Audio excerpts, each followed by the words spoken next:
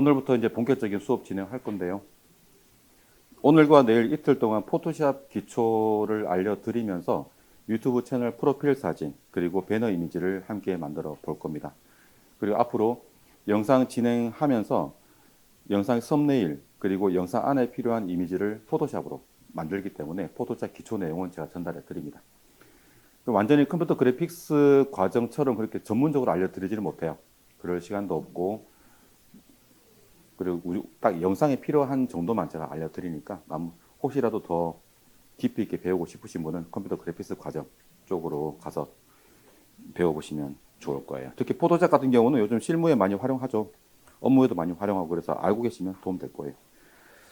딱 기초적인 내용만 알려드리겠습니다.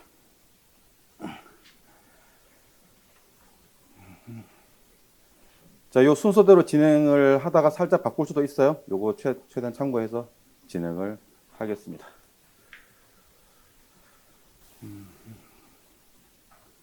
자, 우선 제일 먼저 해야 될 거 있어요. 자, 바탕화면에 여러분들만의 폴더를 하나 만드셔야 됩니다. 자, 바탕화면을 마우스 우클릭해서 새로 만들기 폴더, 바탕화면 마우스 우클릭 새로 만들기 폴더. 그리고 여러분들 이름으로 된 폴더 하나 만들어주세요.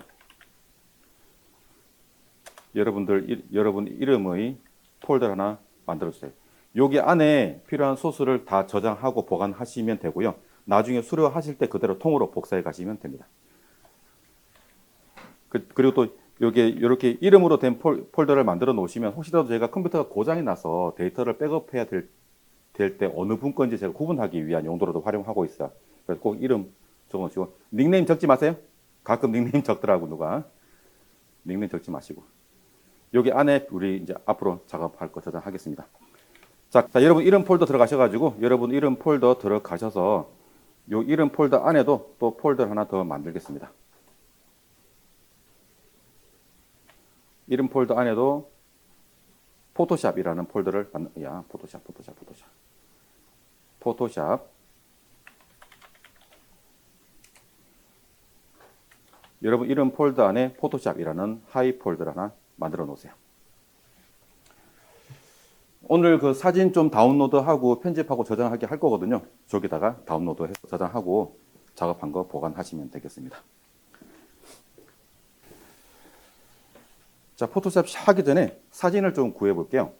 자, 인터넷 들어가셔서 구글 권장합니다. 네이버 비추천이에요. 구글에서 검색하는 것을 권장드립니다. 네이버는 외부 사이트 검색이 우리가 원하는 결과들을 잘 안 나와요. 자, 뭘 검색하느냐면 픽사베이 검색하셔서 여기 들어가시면 돼요. 픽사베이. 이 픽사베이는 무료로 사진과 영상과 음악, 효과음 등을 제공하고 있습니다. 그래서 우리 교육 과정 중에 항상 이용하니까 여기 잘 기억해 놓으시고, 자, 들어가신 분은 회원 가입까지 해 놓으세요. 여러분들 그 구글 계정 있죠? 그걸로 회원 가입하시면 됩니다.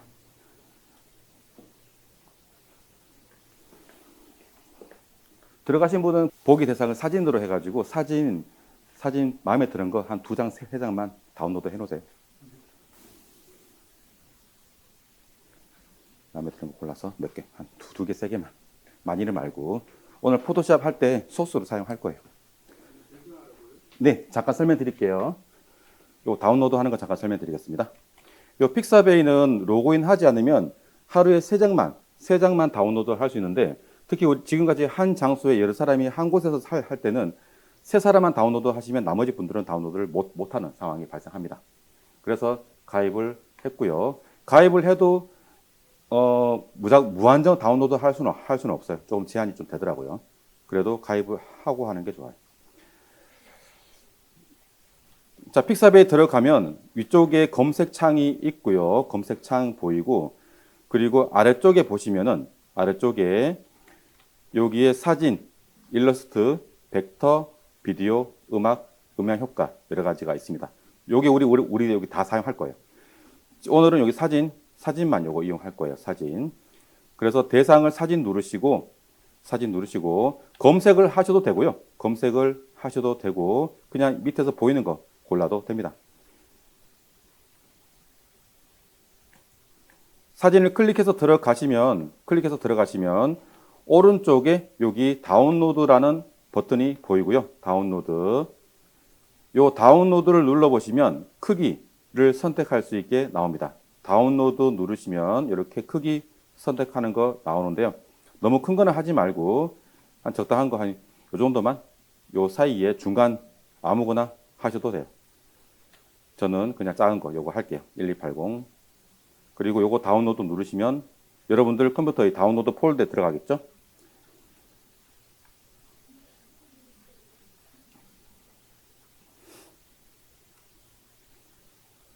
자, 이렇게 다운로드한 사진은 다운로드 폴더 들어가셔서 오늘 만들어 놓은 그 포토샵 폴더로 복사해 넣으시면 됩니다.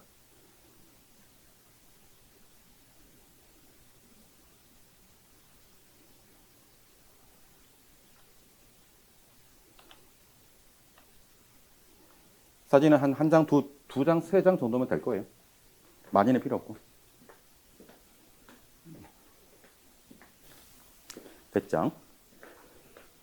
너무 많은 고민하지 마시고. 두 개, 세 개 적당하게. 저도 하나 더 할게요.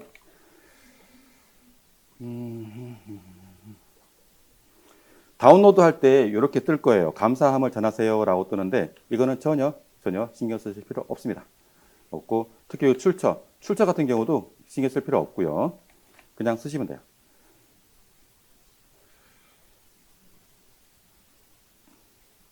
저도 사진 하나 더 구할게요. 이건 좀 큰 걸로.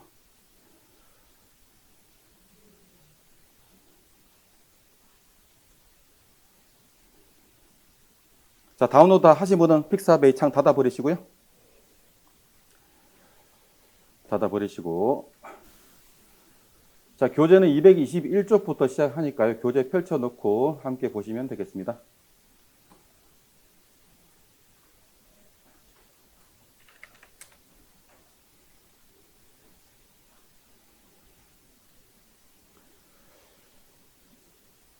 자, 교재에 있는 내용 모두 다 설명드리지는 않는데 또 교재 없는 내용을 설명드리기도 해요. 그래서 잘 들어주세요. 자, 222쪽부터 시작할게요. 222쪽. 최대한 심플하게 진행하겠습니다. 많은 내용을 전달할 수 있는 여건이 안 돼서 딱 필요한 내용만 전달해 드릴게요. 자, 포토샵이 어떤 건지는 아시죠? 이미지 편집하는 프로그램이고요. 주로 이제 포토샵은 기존에 있던 소스를 이용해서 소스를 조합해서 이미지를 만들어내는 그러한 편집 프로그램이에요. 그래서 그 일반적으로 뭐 사진, 대표적으로 많이 이용하는 게 사진, 아니면은 뭐 광고 전단지라든지 그러면은 거기 필요한 사진을, 이미지를 지금부터 사진 다운로드 해가지고 사진 위에 글자를 쓰거나 뭔가 편집해서 이용할 때 많이 이용하고 있죠. 자, 포토샵은 용도가 다양해요. 그 사진을 이용하기도 하고 인쇄물을 만들기도 하고 그리고 인터넷용 그 홈페이지 만들 때 홈페이지용 이미지를 만들기도 하고 영상용 이미지를 만들기도 합니다. 우리는 이제 영상용으로 해야 되기 때문에 이렇게 대표적인 용도 세 가지 제가 적어 놨습니다. 이번에 그 내일까지 할 게 이거예요. 프로필 사진, 배너, 그리고 미리 보기 이미지. 요거는 미리 보기 이미지는요. 실제 영상 편집하면서 할 거니까 제가 잠깐 보류해 놓을게요. 일단 내일까지는 요 두 가지를 진행하겠습니다. 나중에 영상 편집하실 때 TV에서 보면 어떠한 그 방송사 로고라든지 이러한 프로그램 이름, 이런 것들이 이미지로 처리되어 있는 경우 있죠. 이런 것들 전부 다 포토샵으로 다 만들어서 영상 위에 올린 거예요. 그래서 포토샵을 이용하시면 영상이 훨씬 더 꾸미기가 좋아져서 보는 사람이 눈이 즐겁습니다. 그 내용 전달도 좀 더 잘 할 수 있고요. 그래서 영상 편집하면은 거의 사실 포토샵은 필수예요. 사용 안 할 수가 없어서 제가 과정에 포함시켜 놨습니다. 거기까지 설명드리고, 자, 일단 포토샵을 실행 먼저 해볼게요. 자, 바텀 화면에 여기 PS라고 되어 있는 거 있죠? 여기에 포토샵인데요. 포토샵 원래 처음에 설치를 하면 바텀 화면에 이렇게 아이콘이 안 나와요.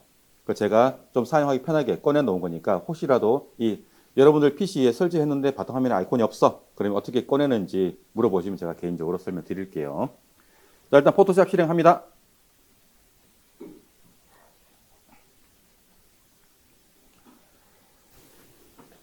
오케이. 오케이. 자, 됐죠? 자, 화면 초기화 한번 하고 들어가겠습니다. 똑같이 하기 위해서 화면 초기화 한번 할게요. 자, 위에 윈도우 메뉴 누르셔서 윈도우 워크스페이스 누르시면 여기에 리셋 워크 위에 나와 마우스야 정차장. 자, 윈도우 워크스페이스 리셋 에센셜 요거 선택하시면 됩니다. 그러면 화면 레이아웃이 초기화 될 거예요. 일단 똑같이 세팅하고 진행할게요. 윈도우 워크스페이스 리셋. 저도 초기화 하겠습니다. 저는 지금 좀 밝게 보이려고 색깔을 이렇게 해놓은 거고요. 여러분 좀 색깔이 좀 진할 거예요. 혹시 색깔 바꾸고 싶으신 분은 위에 에디트 메뉴 눌러서 에디트 맨 아래에 있는 프리퍼런스 여기서 인터페이스 프리퍼런스 인터페이스 들어가시면 색깔 바꿀 수 있어요. 그래서 취향대로 색깔 바꾸시면 되겠습니다.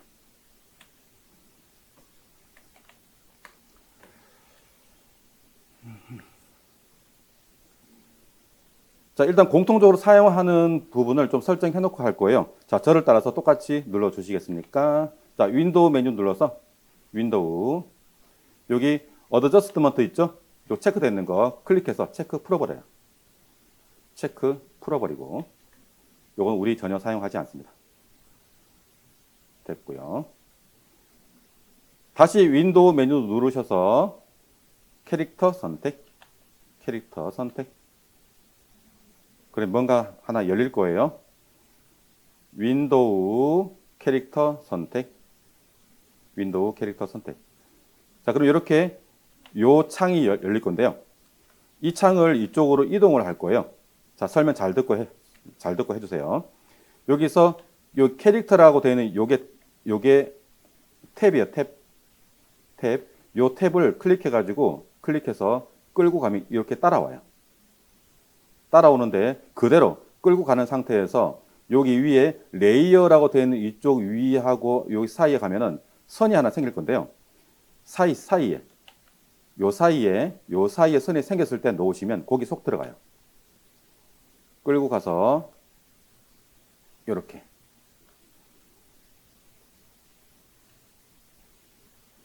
그 다음에 여기 그 패러그래프는 얘는 끌고 가서 여기 옆에다가 놔야 되는데 전체 이렇게 테두리가 나올 때 놓으시면 돼요.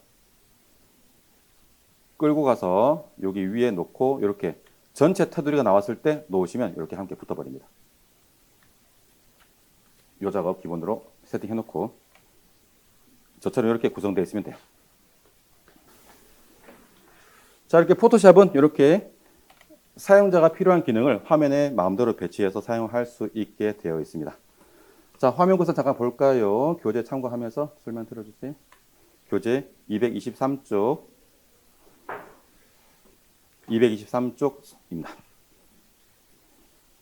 처음에 좀 기초적인 내용 진행하니까 잘 따라와 주세요.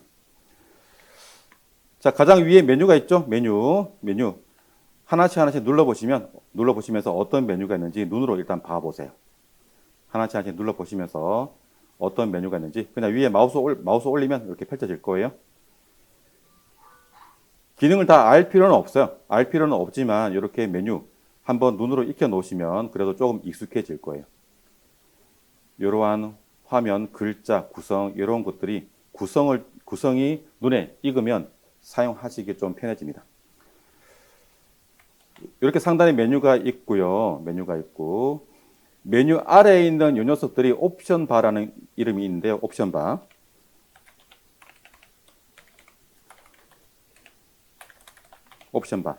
자, 옵션 바가 뭔가 선택 기능이죠. 선택 기능인데 어느 부분의 선택 기능이냐? 바로 옆에 왼쪽에 있는 이 도구에 대한 추가 선택 기능이에요. 그래서 이쪽에 있는 도구를 하나씩 클릭해봐요. 하나씩 클릭. 왼쪽에 있는 도구를 하나씩 클릭해보면 위의 모양이 바뀔 거예요. 선택한 도구에 대한 추가 선택 기능입니다. 그래서 옵션 바라는 이름을 가지고 있습니다. 지금 방금 누르신 이쪽 왼쪽이 도구 패널이라고 하고요. 도구 패널. 자, 포토샵이 이렇게 수많은 도구들로 구성이 되어 있어요.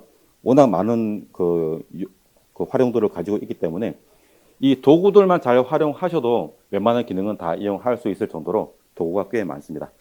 하지만 우리는 다 사용하지는 않을 거예요. 딱 필요한 것만 사용하겠습니다. 이 도구에 대한 실제 세부 사용은 교재에 없어요. 실제 과정, 이 내용 진행하면서 중간중간에 설명이 되어 있고요.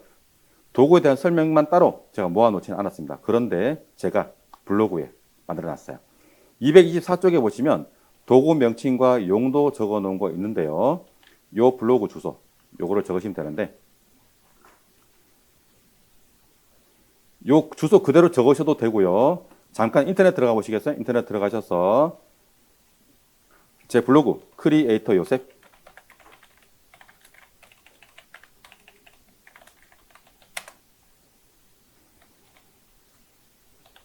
자, 크리에이터 요셉 검색하시면 요 블로그가 나와요. 여기 들어가세요.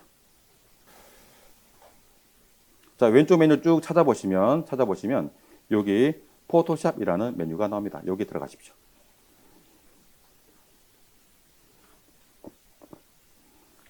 포토샵. 자, 포토샵 들어가시면 조금만 밑으로 내려가시면 여기 포토샵 기본 도구라는 글이 있어요. 여기 들어가시면 기본 도구 사용 방법에 대해서 영상과 이미지로 설명을 하고 있어요. 이건 분량이 많아서 교재에서 제가 뺐어요. 교재에 넣을 수가 없어서 이렇게 블로그 글로 대체했습니다. 그래서 필요하시면 여기 들어가셔서 보시고 참고하시면 되겠습니다.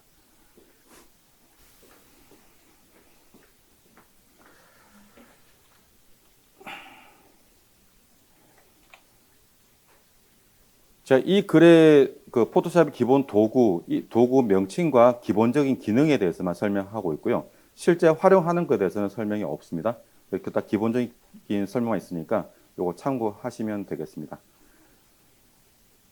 자, 오늘 알려드릴 내용에 꽤 많이 포함되어 있을 거예요. 그래서 이거 혹시라도 제 설명 놓치고 궁금하다 그러면 여기 들어와서 보시면 되고 아니면 제가 수업 영상 들어가서 뒤로 백 해서 보시면 됩니다.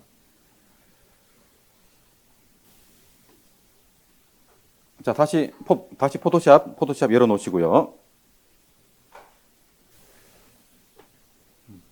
사진을 불러와 볼게요. 사진 저장해 놓은 거 사진을 불러와 보겠습니다. 저를 따라서 눌러주세요. 자, 위에 파일 메뉴 눌러서 파일 오픈.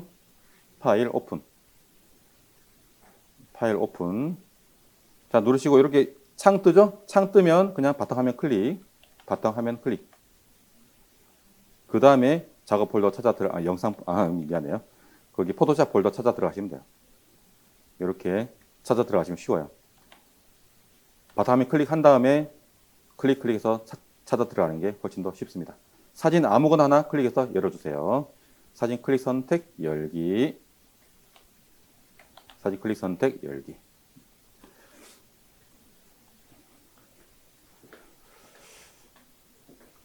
자, 포토샵으로 우리가 작업하는 공간을 캔버스라고 하고요. 이 캔버스를 만드는 방법이 두 가지가 있습니다. 포토샵으로 캔버스 만드는 방법이 두 가지가 있어요. 첫 번째, 지금처럼 사진을 불러와서 이 사진을 바로 캔버스로 만드는 방법. 그게 첫 번째. 두 번째는 우리가 필요한 이미지의 규격대로 캔버스를 미리 만들어 놓고 거기 안에 필요한 요소를 복사해 와서 붙여넣기 하는 식으로 하는 게 두 번째예요. 사실 두 번째를 제일 많이 이용하죠. 근데 제가 첫 번째를 하는 이유는 우리가 지금 주로 할 게 프로필과 배너 이미지 만들기예요. 배경으로 사진이 들어가. 그래서 사진을 사용하기 때문에 첫 번째는 이렇게 사진을 직접 불러와서 잘라서 하는 거를 하고 두 번째는 캔버스 직접 만들어 볼 거예요. 사진 불러왔죠.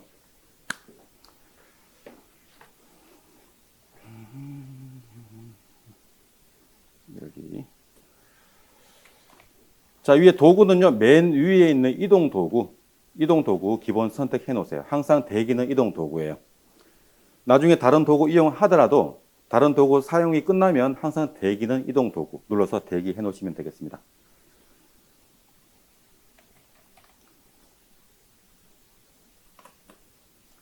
자, 프린트물에 보시면 이렇게 사진 불러오기까지 했고요.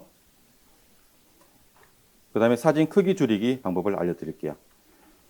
요거 기능이 필요한 이유는 나중에 영상으로 사진을 사용할 경우에 여러분들이 이제 스마트폰이나 디지털 카메라로 촬영한 사진을 영상이 그대로 사용하면은 컴퓨터가 굉장히 힘들어합니다.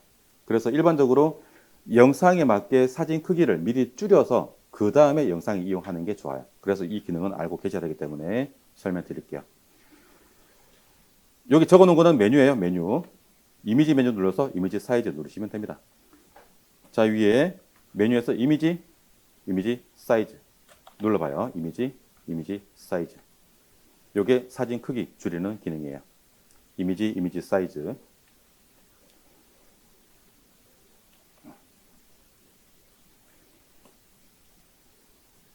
자, 여기 이미지 사이즈 창에서 여기 가로 크기만 바꾸면 세로 크기는 비율에 맞게 자동으로 계산되기 때문에 가로 크기만 변경하시면 돼요. 숫자를 아무거나 이렇게 바꿔봐요. 그러면 세로 크기는 자동으로 이렇게 바뀔 거예요. 일단 위에 기본적으로 이쪽에 위에 것만 이용하시면 되고요. 이용하시면 되고 나중에 인쇄용으로 한다 그러면은 아래 여기 실제 출력 사이즈까지 함께 신경을 써야 되지만 우리는 여기까지 신경 쓸 필요 없고요. 위에 것만 보시면 되겠습니다. 이렇게 크기를 바꿔서 OK 누르면 현재 요 변경한 크기로 사진이 바뀝니다. 크기가. 보통 이제 우리가 편집하는 영상의 가로 크기가 1920이에요.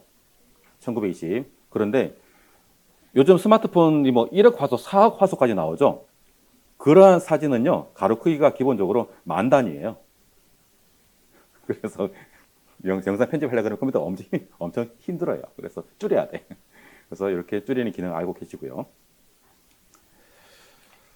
됐습니다. 그 다음에 여기 캔버스 보기별 확대 축소 기능인데 교재 여기 230쪽, 231쪽에 설명됐으니까 함께 보시면서 참고하시고요. 현재 이렇게 사진 불러온 게 이게 현재 캔버스예요. 캔버스. 포토샵으로 작업하기 위한 작업 공간이죠. 요거는 작업할 때 보기 비율을 수시로 확대 축소해야 되는 경우가 있습니다. 그래서 확대 축소하는 방법. 제일 쉬운 게 도구 중에 이 돋보기예요. 맨 아래쪽에는 이 돋보기 선택해 보세요. 돋보기. 자, 이 돋보기가 확대 축소하는 기능인데요. 기본적으로 이렇게 선택하시고 캔버스 위로 끌고 가면 이렇게 가운데 플러스가 나와서 확대 상태로 되어 있어요. 그래서 클릭하면 확대.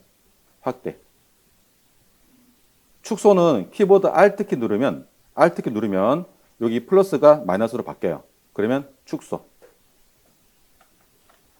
이건 실제 사진의 크기가 바뀌는 건 아니고 단지 화면상에 보이는 보기 비율만 이렇게 조절되는 거고요. 돋보기 눌렀을 때 위에 옵션 바에 보시면 기본 도구가 있죠, 그죠? 기본 도구. 오케이. 보시면 기본적으로 어떤 거 할지 선택하게 되어 있습니다. 근데 굳이 이거 선택하실 필요 없고요. 키보드 Alt키 하고 함께 조합해서 사용하시면 돼요.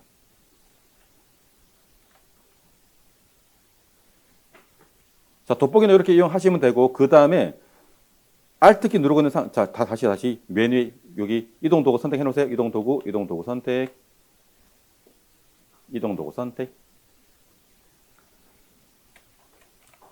자, 다시 Alt키 누르고 있는 상태에서요. 마우스 휠을 위아래로 살살 돌려봐요. Alt키 누르고 있는 상태에서 마우스 휠을 살살 돌려보면 이렇게 확대 축소가 될 거예요. Alt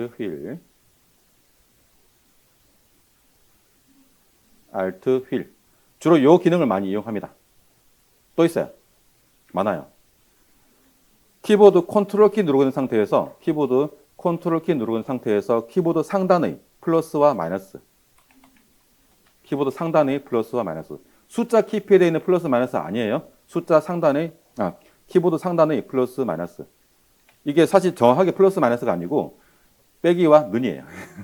빼기와 는. 요 기호인데 위에 마이너스 플러스가 들어가 있어서 이렇게 말씀드립니다. 컨트롤 플러스 마이너스.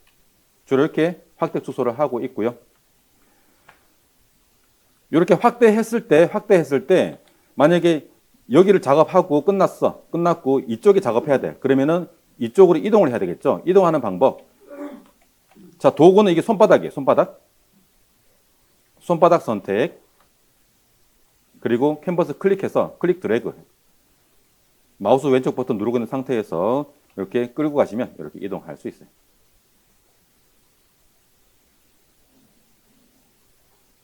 그런데 매번 이렇게 도구 선택하기가 귀찮죠? 자, 다시 이동 도구 선택해 놓으시고, 이동 도구 선택. 자, 확대해 놓은 상태에서 키보드 스페이스 키 눌러 보시겠어요? 스페이스 키, 키보드 스페이스 키. 그러면 마우스 포인터가 이렇게 손바닥으로 바뀝니다. 키보드 스페이스. 그리고 키보드 스페이스 키 누르고 있는 상태에서 캔버스 클릭 드래그 이렇게 이동하시면 돼요. 그래서 좀 숙달이 좀 되면 캔버스 보기 비율 확대 축소는 Alt 마우스 휠, 이동은 스페이스 드래그 이렇게 주로 많이 활용하고 있어요. 딱 기초 기능까지만 지금 설명드렸어요. 화면은요 확대됐을 때만 움직입니다. 최신 버전은 확대하지 않아도 움직이는데 CS6은 캔버스를 확대해서 현재 화면상에 보이는 부분보다 넓게 확대됐을 때 움직여요. 자, 포토샵으로 작업하다 보면 이렇게 캔버스 보기 비율 확대, 축소, 작업용의 이동 빈번하게 해야 되니까 이 기능 잘 기억해 놓으시고 숙달도 미리 시켜 놓는 게 좋아요. 아마 하다 보면 자연스럽게 익숙해질 거예요. 자, 됐고 지금 4분 남았는데 요거 한 가지만 설명드리고 레이어 만들기. 자, 요거는요. 레이어가 제가 지금 페이지 표시 안 해놨네. 잠깐만요. 교재 225쪽 펼쳐보실래요? 225쪽.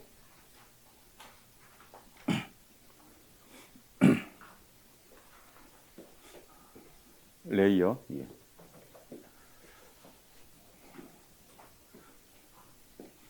(225쪽입니다) 포토샵을 잘 활용하려면요, 이 레이어를 잘 이해해야 됩니다. 레이어 잘 이해 못하면 사용하기가 어려워요. 자, 레이어는 뭐냐면 그냥 투명 필름이에요. 투명 필름. 필름을 겹쳐서 그 필름 위에 우리가 필요한 요소를 올려서 함께 보여주는 게 레이어입니다. 그 필름 위에 사진을 올릴 수도 있고, 지금 사진 하나 올라가 있는 거예요. 한 개의 레이어에. 그리고 또 레이어 하나 더 만들고 거기 위에다 글자를 올릴 수도 있어요. 제가 올린다라는 표현을 하죠. 그 다음에 도형을 올릴 수도 있어요. 그렇게 하나의 필름에, 한 장의 필름에 한 개의 요소를 올리고 이거를 쌓아서 합쳐서 보는 방식이 레이어입니다. 맨 위에서부터 이렇게 보는 거예요. 위에서부터. 그러다 보니까 맨 위쪽 레이어에 지금처럼 사진 한 장 꽉 차는 거 채워버리면 아래쪽이 안 보여요. 그리고 이따가 글자도 써볼 건데, 자, 레이어 위에 글자를 썼어. 글자를 움직이고 싶어. 글자를 움직이는 게 아니고 레이어 판을 움직이는 거야. 글자가 올라가 있는, 제가 올렸다 그랬죠. 그죠? 올렸기 때문에 판을 움직이면 그 판 위에 있는 글자가 함께 움직여요. 그렇게 이해를 해야 돼요. 글자를 지우고 싶어? 글자를 지우는 게 아니에요. 글자가 올라가 있는 레이어를 지우는 거야. 그렇게 이해를 해야 돼. 그래서 이게 레이어가 처음에 개념 잡기 조금 어려워요. 그리고 레이어는 순서를 바꿀 수가 있어. 위에 있는 거 밑으로 끄집어낼 수도 있고 다시 올릴 수도 있고. 그래서 이 레이어를 잘 이해를 해야 됩니다. 숨자. 나머지 내용은 다음 시간에. 옮기셨고, 오케이. 자, 2교시 시작하겠습니다. 자, 2교시는 이제 실제 포토샵 사용해 볼 거예요. 포토샵으로 글자도 입력해 보고, 도형도 만들어 보고, 색깔도 칠해 보고, 저장도 해 볼 거예요. 자, 우선 저를 따라서 똑같이 눌러 주시겠어요? 자, 돋보기 선택하시고, 돋보기 선택. 일단 똑같이 맞춰놓고 진행할게요. 자, 돋보기 선택하시고, 캔버스를 마우스 우클릭,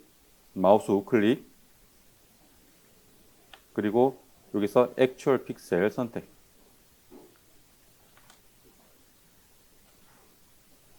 그러면 현재 실제 사이즈대로 보일 거예요.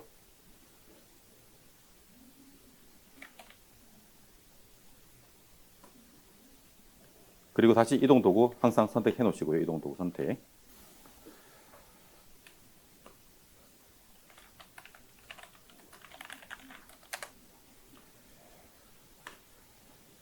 자, 실제 이제 글자 입력하고 꾸미기를 해 볼 거예요. 가장 기본적인 거라서 요거 먼저 하고 저장한 다음에 그 다음 내용 진행하겠습니다. 글자 입력하고 하는 것에 대해서는 교재도 설명되는데 제가 여기 페이지를 제가 표시 안 해놨죠. 잠깐만요. 페이지가 어디 갔더라? 234쪽부터 글자 입력하기 과정이 있어요. 234쪽에 글자 입력하기 과정이 있는데 일단 여기 설명드리고 나서 다시 순서대로 설명드릴게요. 234쪽 참고하시면 됩니다. 234, 235, 236까지 진행할게요. 특히 마지막에 이 236쪽에 요 기능은 조금 전에 우리 그 화면 그 초기화하고 구성 새로 했죠. 바로 그 기능을 사용하는 거예요. 그리고 기능 잘 보시면서. 자, 먼저 이제 설명드릴게. 제가 1교시 마지막에 포토샵은 레이어를 잘 활용해야 된다고 했고 잘 이해해야 된다고 했죠. 지금 자, 이쪽에 오른쪽에 보면 여기 레이어라는 요 이름을 현재 여기 이런 것들 전부 다 패널이라고 하고 패널. 여기 레이어 패널이 있어요. 눌러보시면 여기 백그라운드라고 해가지고 앞에 사진 조그맣게 보이고 백그라운드 보일 거예요. 이게 백그라운드 레이어. 사진을 불러오면 사진이 올라가 있는 레이어가 하나 만들어져 있고요. 잠겨져 있어요. 여기 위에 새 레이어를 만들고 그 레이어에 글자를 적을 건데요. 요 레이어 패널 아래쪽에 쭉 내려가시면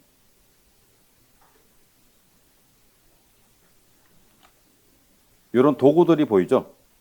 오른쪽에서 두 번째 요게 새 레이어 만드는 버튼이에요. 눌러보세요. 한 번만. 재밌다고 두 번 누르면 안 돼요. 한 번만 클릭. 그리고 여기 위에 레이어 1이 만들어졌죠. 이런 식으로 레이어가 만들어지고요. 참고로 여기 레이어 1 앞에 보면은 이렇게 체크보드가 나와 있죠. 체크보드. 보이나요? 요게 배경이 투명하다. 아무것도 없다라는 그런 의미예요. 요 표시 잘 기억해 놓으세요. 이거 꽤 많이 나옵니다. 자, 여기 레이어 1에다가 글자를 써볼 거예요. 자, 여기 레이어를 보면은 이렇게 클릭해 보면 색깔이 바뀌는 거 확인할 수 있어요. 이렇게 색깔 바뀐 게 현재 선택하는 레이어예요. 내가 선택하는 레이어에 뭔가 작업하겠다라는 그런 의미이고요.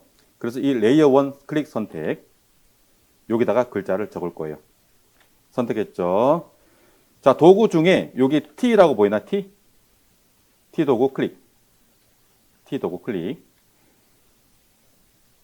그 다음에 여기 T 도구 선택하시고 캔버스 쪽으로 마우스 포인터 이동해 보시면 마우스 포인터 옆에 모양이 좀 다른 거 하나 따라오죠. 이게 커서예요, 커서. 이 마우스 포인터랑 커서랑 달라요. 이 가끔 컴퓨터 기초 교육하는 과정도 보면 마우스 포인터와 커서를 같이 이야기하는 곳이 많더라고요. 어머니 달라요. 마우스 포인터와 커서는 다릅니다. 위에 참고로 여기 이동 도구 눌러보면 그냥 이렇게 마우스 포인터 옆에 화살표가 보이죠.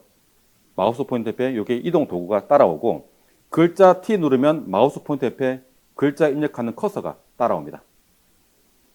자, 이 마우스 포인터 이제 커서를 끌고 와서 이 캔버스 위를 클릭하면 이렇게 깜빡깜빡거려요.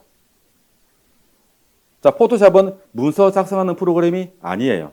그래서 문서 작성하듯이 글자 입력하시면 안 되고요. 특성을 잘 알고 잘 활용해야 되는데, 자, 이렇게 커서 깜빡깜빡거리죠, 그죠? 글자를 쓰시면은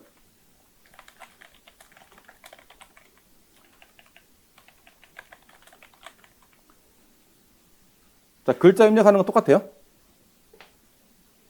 조금만 글자 한 줄만 써봐요. 글자 한 줄만.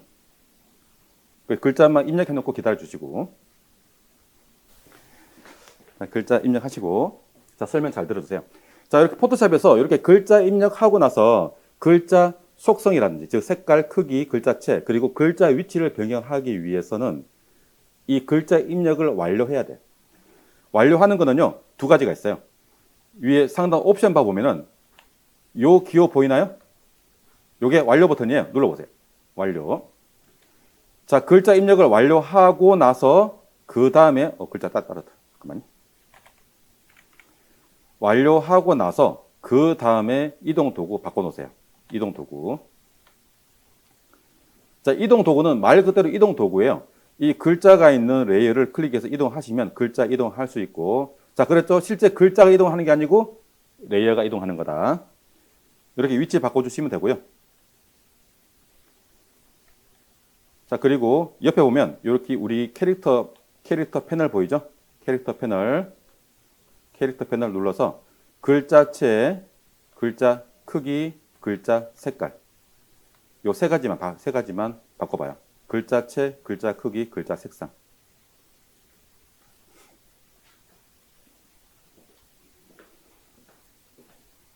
자, 글자 입력하고 완료하지 않으면 바로 글자체와 글자 색상 위치를 못 바꿔요. 완료하고 나서 해야 됩니다. 완료하고 나서. 그게 문서 작성하는 프로그램과 달라서 처음에 좀 헷갈릴 거예요. 제가 폰트 저작권에 대해서는 제가 따로 시간 내서 설명드릴게요. 폰트 설치하는 것도 따로 설명드릴 겁니다. 일단은 기본 폰트만 이용할게요. 자, 설명 잠깐 들어주시겠어요? 자, 먼저 폰트. 여기 캐릭터 패널에서 아래쪽에 요게 폰트 글꼴 선택하는 거고요. 옆에는 글꼴 스타일이에요. 글꼴 스타일은 가늘게 굵게 선택하는 건데 그거는 글꼴에서 지원을 해줘야 사용할 수 있습니다. 지원하지 않으면 사용할 수 없어요. 요 폰트 목록을 클릭하면 이렇게 한글 이름으로 혹시 안 나오시는 분? 한글 이름? 자, 요거 포토샵 기본 설치하면은 원래 한글 이름으로 안 나와요. 요거로 나오거든. 나중에 설정하는 거 알려드릴게요. 자, 여기에서 일단은요, 여러분들 PC에 설치되어 있는 폰트가 전부 다 공짜는 아니에요. 저작권에 대해서는 제가 다음에 이야기 드리기로 하고, 자, 여기서 폰트 목록 중에서 일단 똑같이 할게요. 똑같이. 맑은 고딕 찾아서 선택해 주세요. 맑은 고딕. 요거는 윈도우에 있는 기본 글꼴이라서 공짜로 이용할 수 있습니다. 맑은 고딕.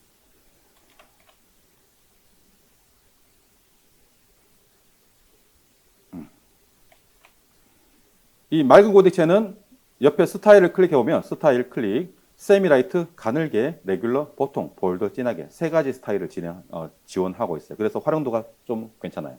글자도 예쁘고 그래서 많이 이용하는 글꼴입니다. 크기는 여기 선택해서 사용할 수 있어요. 6pt에서 72pt 포인트고요. 이렇게 만약에 이거와 다른 크기를 더 쓰고 싶어 그러면 이 숫자 값을 직접 다 지워버리고 직접 입력하셔도 됩니다. 크게.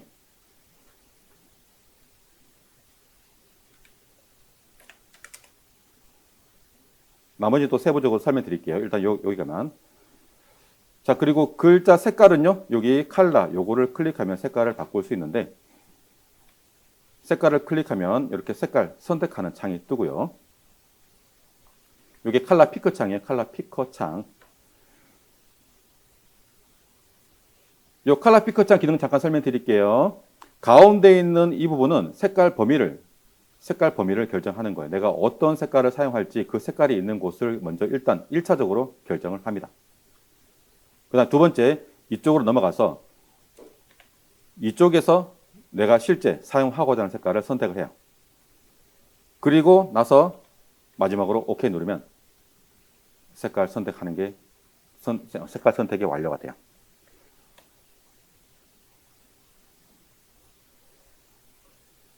오케이. 바뀌죠?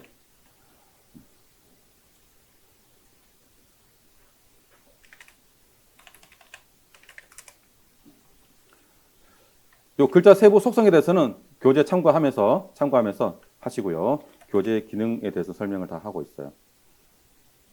여기 236쪽에 여기 설명 다 되어 있으니까 요거 나중에 참고하면서 글자 입력하시면 되고요. 저 언제 제가 글자 입력하고 완료하는 기능이 두 가지가 있다 그랬죠.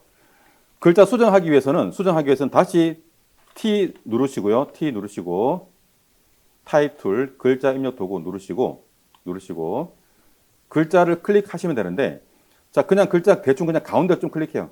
가운데쯤 이렇게 모양이 커서로 나와 있을 때 화살표가 나와 있으면 안 되고요. 화살표 없이 커서만 있을 때 클릭하면 이렇게 다시 안에 커서가 들어가서 글자 수정할 수가 있고요.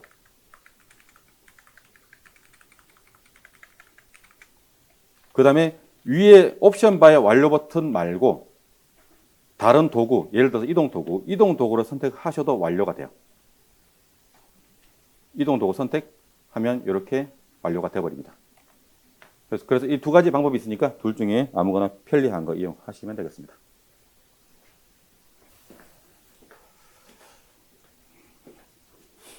일단 제가 폰트 설치하고 저작권에서 알려드리기 전까지는 이 맑은 고딕시 이것만 사용할게요. 자, 됐고. 자, 글자 꾸미기가 가능한데요. 요거 내용은 이쪽에 어디 갔더라? 교재 244쪽, 244쪽에 레이어 스타일이라는 기능을 설명하고 있습니다. 244쪽.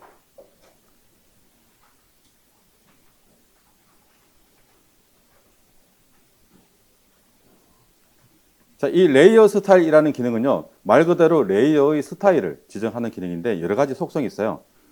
기본적으로 그림자도 있고, 보면 그림자, 밖으로 퍼지는 빛, 여러 가지, 그 다음에 테두리, 내부 그림자, 안으로 들어가는 테두리, 여러 가지 스테인 효과, 여러 가지 효과가 있어요. 자, 글자에 기본적으로 테두리를 넣고 싶을 때, 그림자를 넣고 싶을 때 이 레이어 스타일 기능을 이용하는데요. 자, 레이어 스타일 기능 들어가는 방법 총 3가지가 있어요. 3가지. 첫 번째. 자, 글자 레이어 선택해 놓으시고 위에 메뉴, 레이어 메뉴에 보면 레이어 스타일이라고 있어요. 레이어 메뉴에 레이어 스타일. 자, 여기 위에 마우스 포인터 갖다 놓으면 펼쳐지는데요. 요 스트로크가 테두리, 드랍 섀도우가 그림자예요. 자, 먼저 스트로크 선택.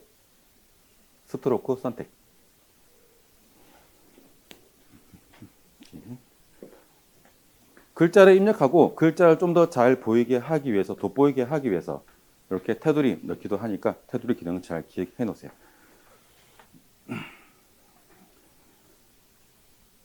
레이어 스타일, 스트로크. 자, 이렇게 메뉴로 눌러서 들어가는 방법이 있고요. 자, 레이어 스타일 창 닫아주세요. 캔슬, 취소. 닫아버려요. 자, 두 번째는 자, 이 레이어, 글자 레이어 선택해 놓으시고 이쪽 아래쪽에 도구 보면 왼쪽에서 두 번째 FX라고 되어 있는 거야. 들어가. 요거 FX. 요거 누르면 메뉴가 펼쳐질 거예요. FX 누르면 여기서도 스트로크 있죠, 그죠? 요것도 레이어 스타일이고요. 세 번째. 자, 여기 레이어 옆에 레이어 요게 레이어 이름이고요. 옆에 빈 공간 있죠? 더블 클릭하세요. 더블 클릭. 그래도 레이어 스타일 창이 뜹니다. 자, 여기 3가지 방법 있어요. 그래서 편하신 거 이용하시면 돼요. 자, 지금 사용할 거 스트로크와 드랍 섀도우 2개만 쓰세요. 다른 거는 나중에 천천히 이용해 보시고 지금은 스트로크와 드랍 섀도우 2가지. 스트로크는 테두리, 드랍 섀도우는 그림자입니다. 자, 이거 레이어 스타일 기능 잠깐 설명드릴게요. 오케이.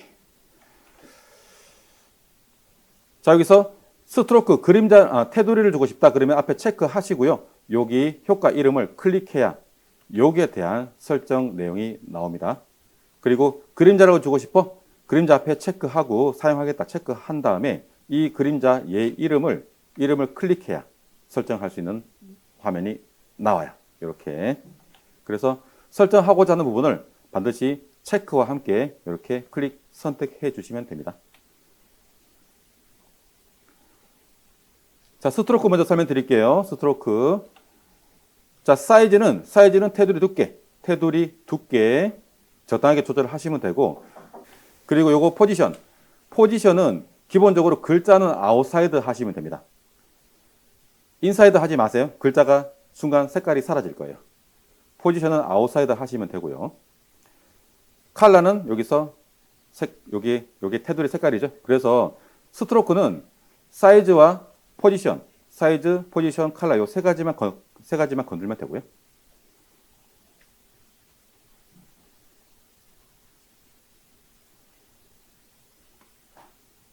자, 드랍 섀도우 쪽으로 잠깐 넘어갈게요. 드랍 섀도우 클릭 선택. 자, 드랍 섀도우는 그림자 주는 기능이죠. 기능을 보시면 자, 블렌드 모드는 기본적으로 멀티플라이 되는데 요거 클릭해서 노멀로 바꿔주시고요. 클릭 노멀. 블렌드 모드는 노멀. 요거는 아래쪽에 있는 레이어와 섞어주는 기능인데 기본적으로 노멀 해서 쓰시면 되고, 요 멀티플라이와 스크린 기능이 있는데 요건 따로 제가 나중에 필요하면 제가 설명드릴게요. 일단은 노멀로 하겠습니다. 노멀. 요거 그림자 색깔이죠. 그림자 색깔 바꾸시면 되고, 그림자의 투명도 즉 진하기라고 생각하시면 됩니다. 그림자의 진하기. 자, 앵글은 그림자의 각도죠. 각도. 그림자가 어디로 갈지 그 각도를 지정하는 기능이고요. 요 디스텐스는 그림자의 거리예요. 그림자를 어느 만큼 띄우겠다. 거리. 그래서 디스텐스 값을 키워보면 그림자가 떨어지고 줄이면 붙을 거예요. 요 스프레드는 그림자의 농도예요. 이거하고 좀 달라. 이 크기, 그림자의 크기라고 이해합니다. 크기. 여기는 투명도고 위에 오페시티는 투명도, 불투명도 설정하는 기능인데 이 스프레드는 그림자의 크기를, 실제적인 크기를 지정하면서 더 진해져요. 그러다 보니까 농도라고 이야기하기도 합니다.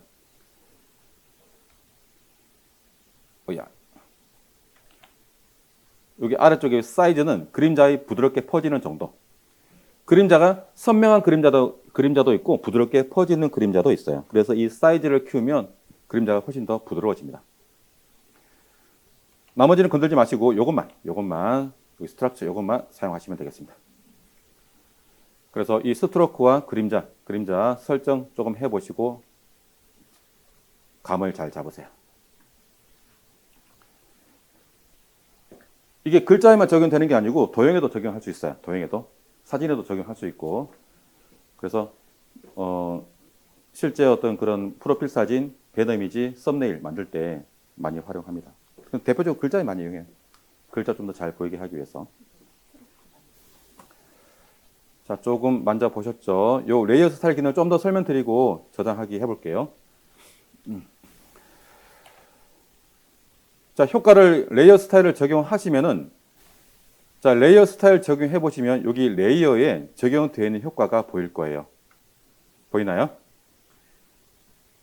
여기 앞에 보면 뭔가 눈으로 째려보는 느낌 들죠? 여기 눈 콕 찌르면 이 효과를 잠깐 끌 수 있고요.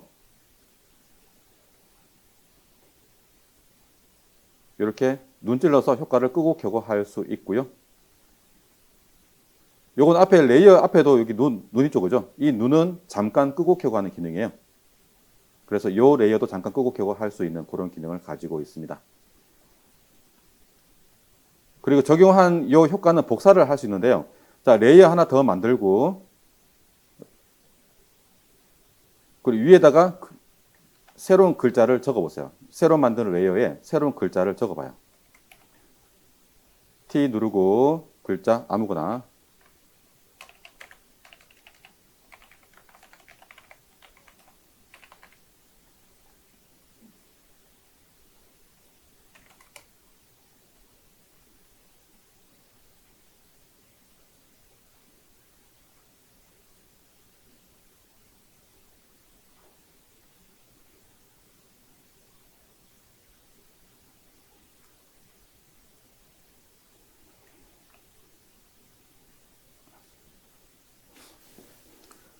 자, 포토샵에서 보통 글자를 뭐 두 줄로 하고 싶다 그러면은 이렇게 레이어를 따로 만들고 글자를 새로 입력해서 맞춰서 편집하시는 것을 권장하고요. 물론 문장을 표현하셔도 됩니다. 어떤 설명이 필요할 때는 문장으로 하셔도 되는데 그때는 엔터키 쳐서 그걸 계속 입력하시면 되고요. 보통은 두 줄로 한다 그러면은 따로 레이어를 새로 만들고 하시면 됩니다. 이렇게 글자를 입력할 때는 보통 이제 두 줄로 해서 다 서로 다른 스타일로 글자를 입력해야 될 경우는 서로 다른 레이어에 글자를 입력해서 따로따로 스타일을 만들어서 이렇게 배치하시면 됩니다. 이렇게. 그리고 만약에 나는 문장으로 하고 싶어 그럴 수도 있겠죠. 그때는 그냥 입력하고 엔터키 쳐서 다음 줄로 이렇게 치시면 돼요. 단지 이렇게 할 경우는 여기 줄 간격을 조정해야 되는데 줄 간격 조정하는 기능은 캐릭터 패널에서 요거예요. 요게 줄 간격 조정하는 거예요.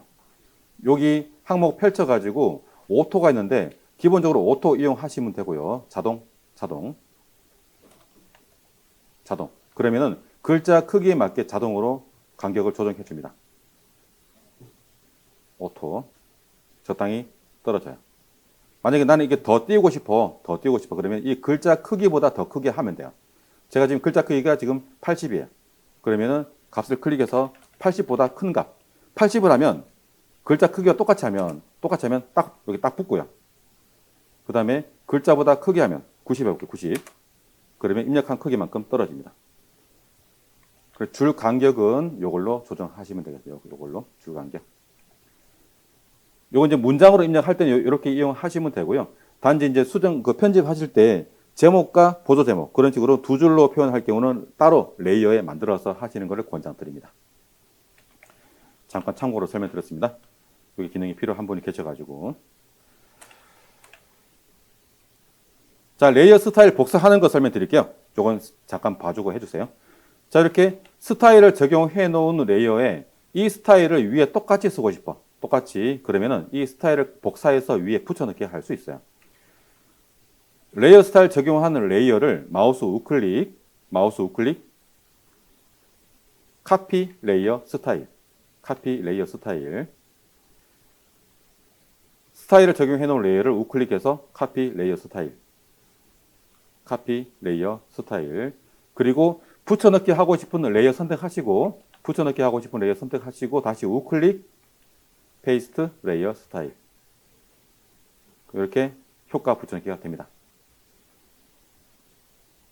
나는 만약에 이 레이어 스타일 지우고 싶어. 그러면 다시 이 스타일 적용된 거 레이어 우클릭, 클리어 레이어 스타일. 이렇게 관리하시면 되겠습니다. 자, 어느 정도 준비가 됐죠. 자, 지금 하는 거는 그냥 딱 기초 기능 배우는 거라서 실제 어떤 결과물을 만드는 거는 아니에요. 결과물은 내일 만들 거예요. 자, 이렇게 편집한 거를 저장할 때 항상 원본 먼저 저장하고, 그 다음에 이미지 파일로 저장을 합니다. 자, 원본 파일이라는 거는 이 작업 내용이 그대로 다 저장되어 있는, 그리고 다시 내가 수정할 수 있는 그게 원본 파일인데, 포토샵 PSD 파일이라고 있어요. 그 다음에 우리가 블로그나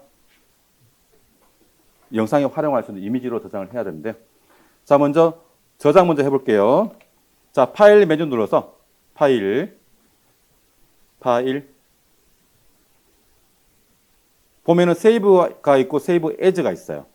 세이브는 그냥 그대로 저장하는 기능이고요. 세이브 에즈는 다른 이름으로 저장하는 거예요. 그래서 이름 바꿔서 저장할 때는 주로 세이브 에즈를 이용하고, 그냥 바로 저장할 때는 세이브를 합니다. 자, 우리는 지금 보면은 이 사진을 불러와서 바로 이용했기 때문에 이 이름 그대로 저장하지 말고 다른 이름으로 바꿔서 저장해 볼게요. 파일 세이브 에즈.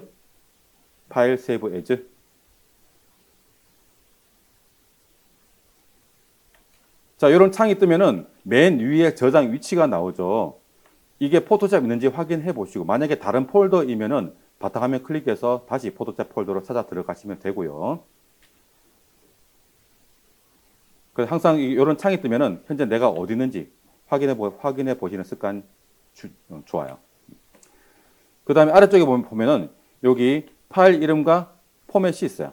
자, 포맷이 포토샵 PSD 파일이라고 되어 있죠. 요게 PSD, 뒤에 PD는 보지 마시고, 요 PSD가 포토샵 도큐멘트라고 해서 포토샵 작업 파일이에요. 얘를 기본적으로 선택해 놓고, 위에 파일 이름, 기본적으로 뒤에 PSD라고 붙죠. 요게 파일 확장명. 자, 여기 파일 규칙 잠깐 설명드리면, 파일 이름은 파일 이름과 구분자와 확장명으로 됩니다. 요거는 컴퓨터 기초적인 내용이니까 잠깐 참고로 설명드리면, 자, 이름, 그 다음에, 자, 점 있죠, 점. 이게 구분자 또는 구분 기호라고 해요. 구분자 또는 구분저. 그 다음에 확장자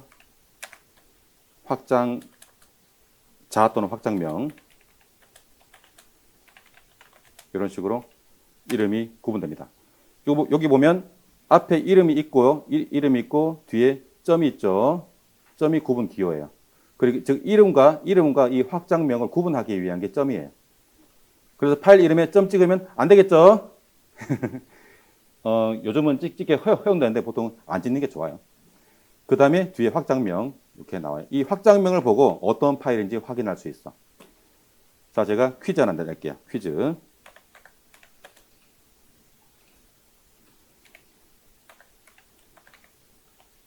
뭐죠? mp3 뭐죠? 응? mp3가 뭐죠? 파일 mp3 그렇죠? 음악 파일이에요. 음악 파일 확장자야. 여러분들이 노래를 다운로드해서 보면 전부 다 mp3라 붙어 있어. 자, PSD는 자, 포토샵이고요.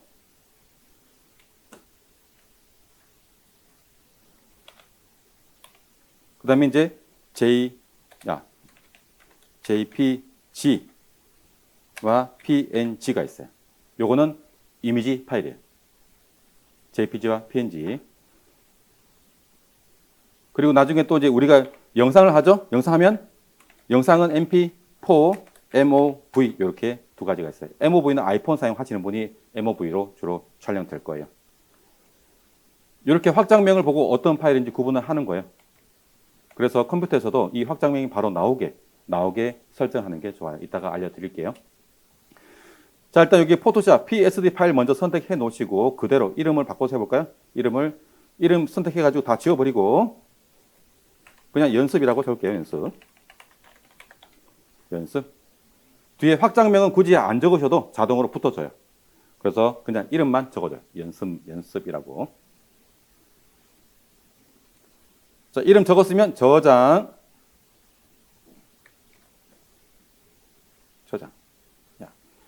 자, 이렇게 포맷 호환성에 대해서 물어보는데 그냥 오케이 누르면 돼요. 오케이.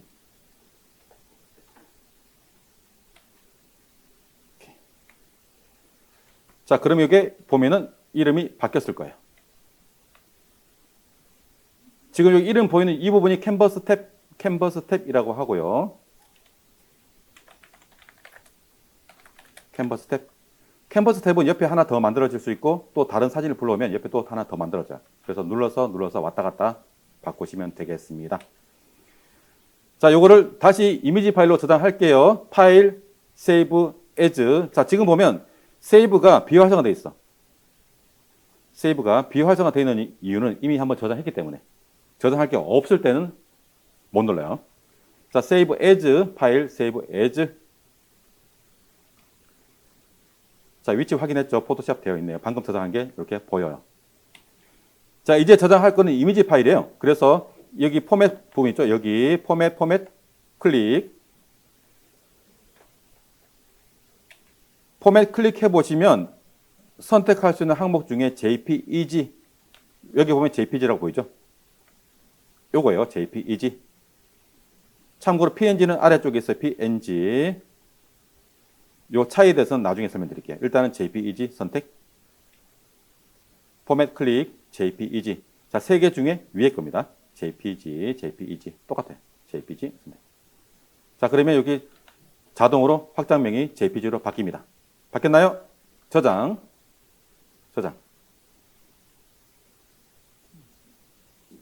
자, JPEG 파일로 저장을 하게 되면 품질 결정하는 창이 뜨는데요. 여기서 아래쪽에 있는 이 녀석을 슬라이드를 완전히 오른쪽으로 밀어버려요. 그러면 퀄리티가 12까지 올라갈 거예요. 12. 이게 최대 화질이야. JPEG 이미지에서 지원하는 최대 화질로 12 사용하는 거예요. 그리고 포맷 옵션은 베이스라인 스탠다드 요거 사용하시면 되겠습니다. 가끔 요게 밑에 걸로 바뀌어져 있는 분이 계셔가지고 위에 요거 베이스라인 스탠다드 선택하시면 되고요. 다 했으면 오케이.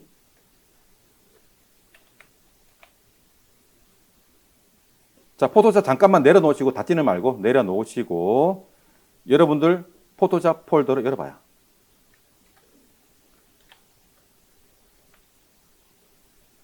이렇게 두 개가 함께 보이면 됩니다. 이렇게 저장한 이 이미지를 블로그에 올리거나 인스타그램이나 카톡에 또는 영상에 활용하실 수가 있죠. 이 PSD 파일은 이미지 파일이 아니에요. 문서 파일이에요. 내가 어떻게 작업했다. 그 작업 내역이 기록되어 있는 문서 파일이야. 그래서 포토샵 도큐멘트, 포토샵 문서 파일이라고 그렇게 되어 있습니다. 자, 이렇게 확장명이 나오게 하는 거. 자, 이렇게 확장명이 보이니까 바로 얘가 어떤 파일인지 직관적으로 알 수 있죠. 자, 이제 우리는 전문가예요. 그래서 이 확장면을 보고 구분할 줄 알아야 됩니다. 어떻게 하느냐? 자, 윈도우 10 기준이에요. 자, 위에 메뉴, 보기 메뉴 눌러봐요. 보기 메뉴. 자, 보기 메뉴 누르면 이 아래쪽에 보이는 요거 버튼 메뉴, 이게 기본적으로 안 나오거든요. 여러분들 집에서는 이 버튼 메뉴 나오게 하는 방법, 옆에 물음표 옆에 요 버튼 눌러봐요. 누르면 이 버튼 메뉴를 열고 닫고 할 수 있어요. 자, 기본적으로 윈도우는 이렇게 닫혀 있습니다. 그래서 요거 버튼 메뉴를 펼쳐 놓으면 사용하기가 편해요. 자, 여기 보기 메뉴에서 여기 파일 확장명 체크하시면 얘가 나옵니다. 그래서 여러분들 집에서도 요거 체크해 놓고 쓰세요. 그래야 쉽게 구분할 수 있어. 쉬세요. 법정 휴식 시간 10분 드리겠습니다.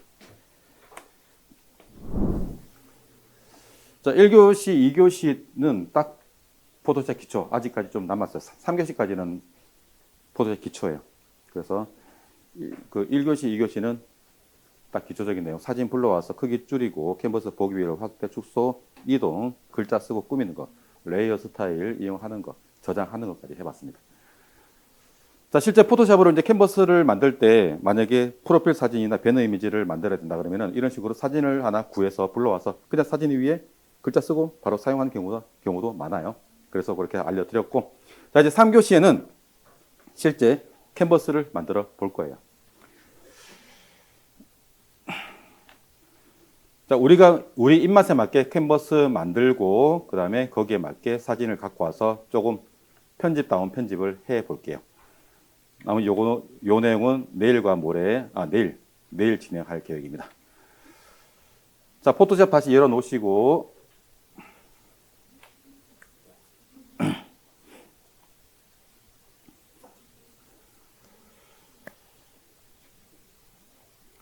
자, 새 캔버스를 만들기 위해서 우리가 필요한 규격의 캔버스를 만들기 위해서 파일 메뉴 뉴 누르면 파일 뉴 눌러봐요. 파일 뉴. 그럼 이렇게 뉴 창이 뜹니다. 자, 위에 네임은 캔버스 이름이에요. 자, 클릭해서 그냥 연습 2라고 적어볼까? 연습 2. 1번은 조금 전에 사진이었으니까 이번에 연습 2라고 적겠습니다. 이렇게 캔버스 이름은 가급적 처음 캔버스 만들 때부터 적어주는 게 좋아요. 그래야 헷갈리지 않습니다. 자, 이름 적으시고 아래쪽에 프리셋 있죠? 프리셋 클릭해 보시면 프리셋 클릭, 항목 클릭해 보면 선택하는 게 나오는데, 자, 포토샵은 한 가지 용도로만 사용하지 않죠. 사진 편집용, 문서 작성, 문서는 아니고 어떤 그런 그 광고물, 인쇄물, 전단지 만들 때도 이용하고, 그다음 인터넷용 문서도 이미지도 만들고 영상용 이미지도 만들어요. 그래서 다양하게 그 관련된 사전 설정 값이, 규격에 대한 사전 설정 값이 있어요. 자, 우리는 다른 거 사용하지 않을 거예요. 요것만 사용할 거예요. 자, 웹 선택. 프리셋은 웹 선택. 웹 선택하는 이유는 다시 설명드릴게요. 웹 선택. 자, 웹 선택하면 아래쪽에 사이즈. 일반적으로 정해진 사이즈가 있어요. 사이즈 클릭해 보시면 이렇게 몇 가지 정해진 사이즈가 있는데, 이게 웹 규격이에요. 그 인터넷용 이미지 만들 때 주로 이 규격으로 만들기 때문에 기본 크기가 이렇게 정해져 있고요. 하지만 우리 입맛에 맞게 할 수 있다고 했죠. 여기 위드 하이트 쪽에서 우리가 입맛에 맞는 크기를 입력할 수가 있습니다. 자, 위드가 지금 800돼 있죠. 하이트 클릭해서 지워버리고 800이라고 적어봐요. 800.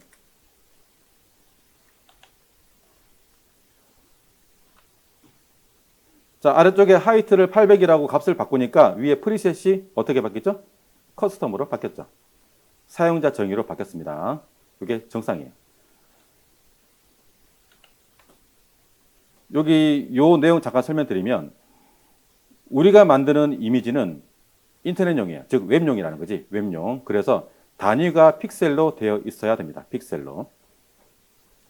여기서 마우스 휠을 사용하시지 말고요. 마우스 휠을 돌려버리면 이 단위가 바뀌어버립니다. 이렇게. 그래서 마우스 휠은 사용하지 마시고요. 어머나, 57,600이래. 그래서 이게 단위가 픽셀인지 꼭 확인해야 됩니다. 확인해야 되고요. 그리고 아래쪽에 보면은 이 레졸루션 보이죠? 보이죠? 이게 뭐냐면은 픽셀 퍼 인치. 1인치 1인치의 정사각형 안에 몇 개의 픽셀을 사용하는지에 대한 단위예요. 이게 72개. 자, 웹용은 기본 72개를 이용합니다. 웹용은. 참고로 사진하고 인쇄용은 300을 이용하고요. 책은 보통 한 150에서 300 사이에 보통 이용하고 200에서 220이나 250 정도 이용하기도 해요. 다양하게. 그거는 출력하는 기계에 따라서 다르지만 일반적으로 300을 이용합니다. 300.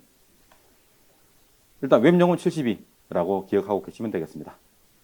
칼라 모드는 RGB 이용하면 되고 8비트 이용합니다. 이것도 혹시라도 16비트나 32비트 하게 되면 JPG 파일로 저장을 못해요. 그래서 꼭 8비트로 해야 되고요. 나머지는 필요 없고 여기 어드밴스 눌러보면 여기 칼라 프로파일이 지금 워킹 RGB라고 되어 있죠. 이게 기본 설정되어 있어요. 이 프리셋을 웹 선택하면 얘들이 기본 설정 다 돼. 그래서 굳이 바꿀 필요가 없기 때문에 웹 선택하는 거예요. 그게 웹 선택하는 이유입니다. 자, 일단 OK 눌러볼까요? OK. 자, 이렇게 정사각형의 캔버스가 만들어졌어요. 자, 캔버스를 만들면 기본 밑바탕이 흰색이에요. 흰색. 물론 처음에 만들 때 색깔을 결정할 수 있지만 기본적으로 흰색으로 되어 있고요. 보면은 레이어 쪽에 여기 레이어 패널 보면 레이어 패널 백그라운드 함께 보이죠? 잠겨져 있고 흰색이에요. 자, 요거는 건들지 않습니다. 자, 위에 레이어 하나 추가해 볼까요? 레이어 하나 추가, 레이어 추가. 레이어 추가. 이런 식으로 필요할 때 레이어를 하나 더 추가해서 사용하면 되고요. 백그라운드는 건들지 않아요. 필요하면 이제 끄고 여기 끄는 거는 가능하지만 얘를 가지고 직접 편집하지는 않습니다. 참고 조금 전에 사진도 사진을 불러오면 사진 요거 있죠, 그죠? 나중에 그 배경 지우기 하고 할 때 그 색감 보정, 밝기 보정 할 거예요. 그때도 이게 얘는 건들지 않아요. 얘를 복제해서 사용할 거예요. 그때 가서 다시 설명드릴게요.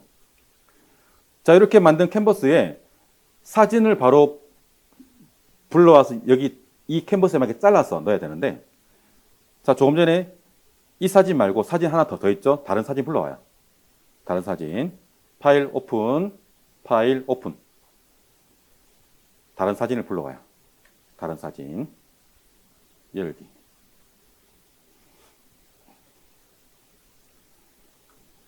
자, 이 사진 크기를 확인해 볼까요? 사진의 크기. 위에 이미지, 사이즈. 자, 이 메뉴가 조금 전에 사진 크기 바꾸는 메뉴라고 했죠. 하지만 사진 크기 확인하는 기능도 있다라는 거. 자, 이미지 사이즈 눌러보시면 현재 자, 이 사진의 크기는 저는 이 사이즈예요. 여러분들하고 사진 다를 수 있어요. 그 크기가. 저는 가로가 1920, 세로가 1280이네. 자, 조금 전에 만든 캔버스가 800에 800이죠. 800에 800. 그래서 그 크기에 맞게 맞춰야 되는데 맞추는 방법이 두 가지가 있어요. 두 가지. 첫 번째, 이 사진을 800에 맞게 잘라서 복사하는 방법. 그게 첫 번째. 두 번째는 전체 복사해가지고 내가 직접 크기를 맞춰서 우겨 넣는 방법. 두 가지가 있어요. 일단 우리는 자르기 도구를 이용해야 되기 때문에 첫 번째 방법을 같이 사용하겠습니다. 자, 이건 교재에도 설명되어 있는데요. 여기 있네. 자, 237쪽에 설명되어 있어요. 237쪽부터 되어 있고 자르기는 238쪽이네요. 238쪽. 자, 238쪽 참고하면서 따라와 주세요. 238쪽. 자, 천천히 진행해 볼게요. 따라와 주세요. 자, 도구 중에 위에서 다섯 번째 요 모양이 자르기 도구예요. 선택. 자르기 도구 선택. 그러면 위에 옵션 바 모양이 이렇게 바뀌고요. 내용이 이렇게 바뀔 거예요. 그리고 뭔가 캔버스에도 뭔가 새로운 모양이 만들어졌습니다. 자, 먼저 크기를 지정을 해야 되는데요. 여기 옵션 바에 이 왼쪽 칸이 가로 크기고 오른쪽이 세로 크기예요. 자, 이 값을 다 지우시고 800 px 영어 소문자 px 오른쪽 칸도 똑같이 800 px 꼭 px까지 넣어 주셔야 됩니다. px까지 800px 요 px를 넣지 않으면 비율로 잘려버리기 때문에 우리가 원하는 크기가 안 돼요. 그래서 꼭 800px, 800px, px 단위까지 꼭 넣어주셔야 됩니다. 참고로 ccS는 안 넣어도 돼요. CS6에는 넣어줘야 됩니다. 아직 CS6이 아직 발전을 좀 덜 했어요. 됐죠? 오케이, 됐고요. 자, 그 다음에 여기 모서리의 조절점, 요걸 조절점이라고 하고요. 이 모서리 조절점을 클릭해서 자르는 비율을, 범위를 결정할 수 있고, 이쪽 테두리 안쪽을 클릭해서 위치도 이동할 수 있습니다. 이렇게 자르는 범위 결정하시고, 그 다음에 이렇게 위치. 이 테두리 안쪽을 사용하겠다라는 그런 의미예요. 그래서 내가 사용하고자 하는 곳을 맞춰서 하는데, 요거 주의사항, 가운데 요건 누르지 마세요. 누르면 얘만 움직여. 이쪽 주위를 클릭해서 이동하시면 됩니다. 이렇게. 자, 크기 맞추시고 완료 누르시면 되겠습니다. 완료. 자, 다 하신 분들 이동 도구 선택해 놓으시고요. 이동 도구 선택, 이동 도구. 자, 이것도 조금 전에 글자 입력하는 거 똑같이 완료하는 거는 위에 완료 버튼 누르거나 이동 도구 누르시면 돼. 자, 이동 도구 눌렀을 때 뭔가 창이 떠. 그러면은 그냥 어플라이 누르시면 돼요. 자, 완료 됐죠? 이동 도구 바꿔 놓으시고. 자, 그러면 이렇게 지금 800 크기 딱 됐어. 그대로 전체 복사하면 돼. 자, 전체 선택할게요. 컨트롤 A 또는 셀렉트 메뉴에서 All 누르시거나 셀렉트 All 누르시거나 컨트롤 A. 자, 컨트롤 A는 전체 선택 단축키죠? 잘 외워 놓으세요. 컨트롤 A. 그러면 이렇게 선택되면은 이렇게 주위에 테두리에 반짝반짝반짝 점선이 움직일 거야. 요게 선택이 됐다라는 그런 의미예요. 요거를 복사할게요. 컨트롤 C 또는 에디트 카피. 컨트롤 C 또는 에디트 카피. 복사. 자, 복사하셨으면 위에 캔버스 탭 중에서 연습 2 캔버스 탭 누르셔서 연습 2 캔버스로 이동합니다. 이동. 이동했으면 붙여넣기 컨트롤 V 또는 에디트 페이스트 붙여넣기. 자, 제가 조금 전에 사진을 캔버스 쪽으로 복사하는 방법이 두 가지가 있다 그랬죠. 잘라서 하거나 전체 선택하거나 전체에서 넣는 거거나. 지금 이 방법이 어차피 두 번째 방법이에요. 그래서 제가 굳이 두 번째는 설명드리지 않았고요. 자, 이렇게 해가지고 우리가 만든 우리 입맛에 맞게 만든 캔버스에 사진을 붙여넣기 했습니다. 자, 이 방법 잘 기억해 놓으세요. 꽤 많이 이용할 거예요. 자르고 선택하고 복사하고 붙여넣기. 자, 붙여넣기 하게 되면 이렇게 레이어가 자동으로 만들어집니다. 새로 만든 레이어에 들어가지 않고 자동으로 이렇게 레이어가 만들어질 거예요. 여기다가 이제 이 사진 위쪽 레이어에 글자를 적으시면 되겠죠. 만약에 이 사진이 만약에 위에 있다. 이렇게. 그러면 요 레이어 위치 이동하는 거는요. 그냥 레이어를 클릭해서 이동하실 수 있어요. 이동할 때 들어가는 위치에 선이 나올 거예요. 레이어 클릭 이동하시면 이렇게 레이어 이동, 선 나올 때 딱 놓으면 거기에 딱 들어갑니다. 자, 레이어 특성 알죠? 투명하다. 그래서 만약에 이 사진이 위에 있어. 위에 이렇게. 그러면 이 아래쪽 레이어에 글자를 적어도 글자가 안 보인다는 거죠. 그래서 글자를 적기 위해서 사진 위에 새 레이어를 만들고 글자를 입력해 보세요. 사진 위쪽에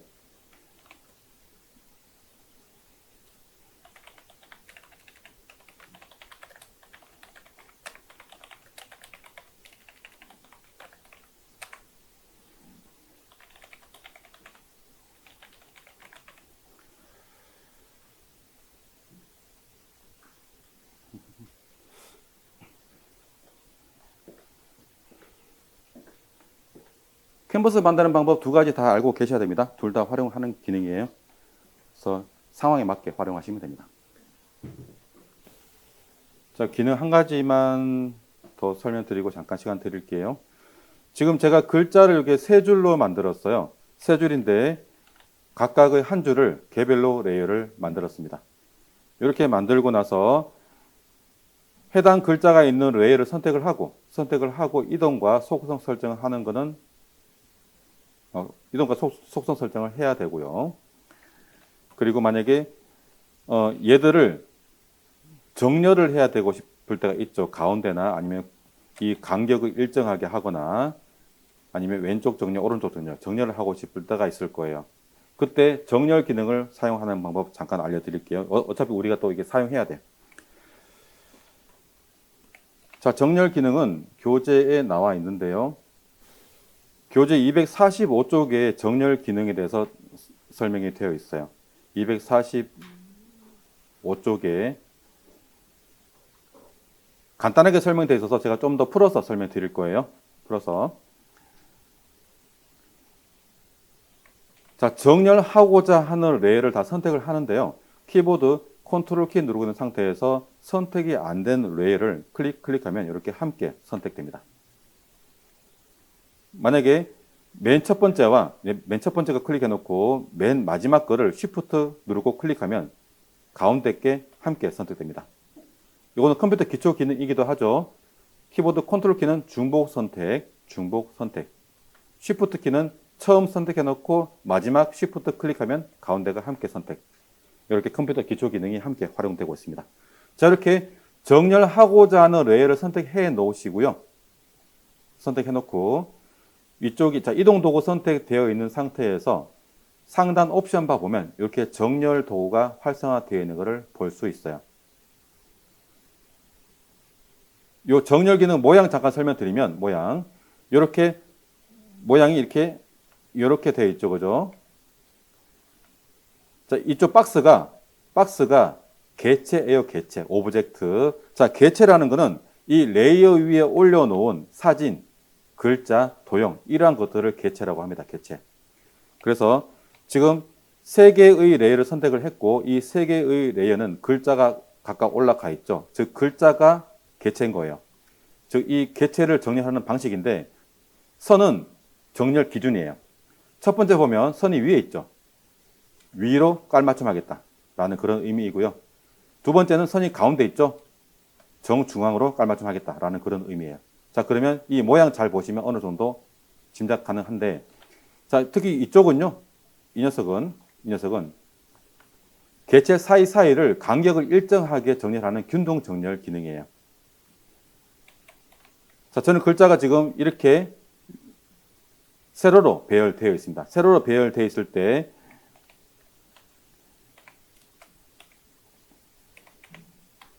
들어가다.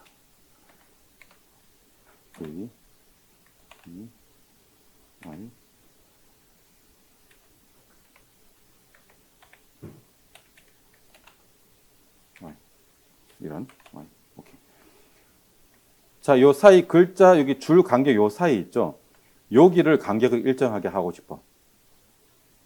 그리고 오른쪽으로 깔맞춤 하고 싶어. 이때는 어떻게 하느냐? 모든 레이어 다 선택해 놓고 위쪽에 자, 요게 보면은 오른쪽으로 정렬하는 기능이죠. 그리고 요게 사이사이를 균등하게 정렬하는 기능이에요. 그래서 눌러서 이렇게 균등하게 정렬을 했습니다. 이렇게. 그럼 이렇게 이제 레이어를 잘 다루는 거와 함께 이 정렬하는 것도 필요할 거예요. 그래서 꼭 기억해 놓으시고요. 자, 캔버스를 새로 하나 만들어 볼까요? 캔버스를 새로 하나 만들겠습니다. 파일 눌러서 뉴 누르시고 파일 뉴 캔버스 이름은 연습 3.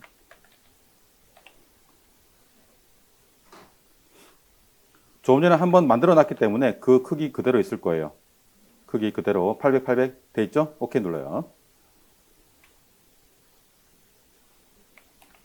오케이 누르시고 자, 여기에다가 빈 레이어 하나 추가, 새 레이어 하나 추가해 놓으시고 자, 캔버스를 만들고요. 사진을 배경으로 하기도 하지만 단색 배경을 넣기도 합니다. 단색 배경 넣는 방법 알려드릴게요.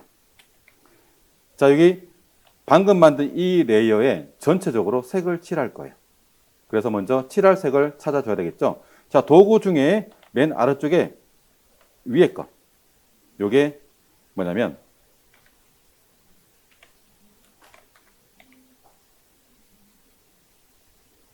이게 그냥 전경색이에요. 위에 거 클릭.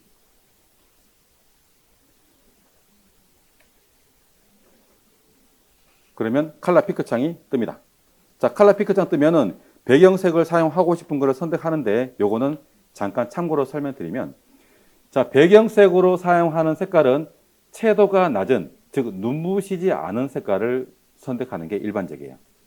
여러분들의 집에 있는 벽면 벽지 색깔이나 지금 이 강의실에 있는 벽지 색깔이나 채도가 낮은 색깔이에요. 눈이 안 부셔. 자, 그런 색깔을 골라야 되는데 어떻게 고르느냐? 이 칼라 피크 창을 절반을 뚝 나눠. 절반을.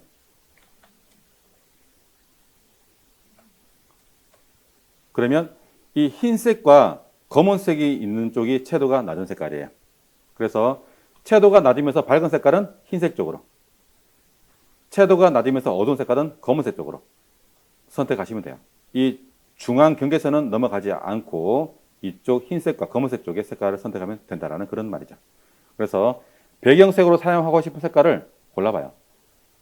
물론 이건 배경색 기준이에요. 다른 색깔은 그냥 마음대로 쓰셔도 돼요.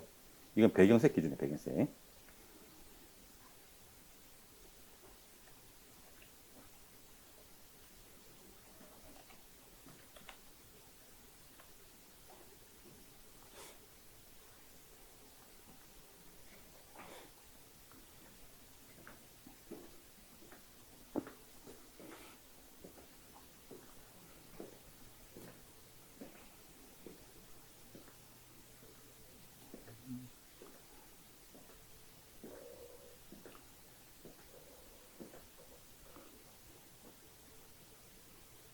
색깔 선택했으면 OK 누르시고요. 키보드 Alt 키 누르고 있는 상태에서 딜리트,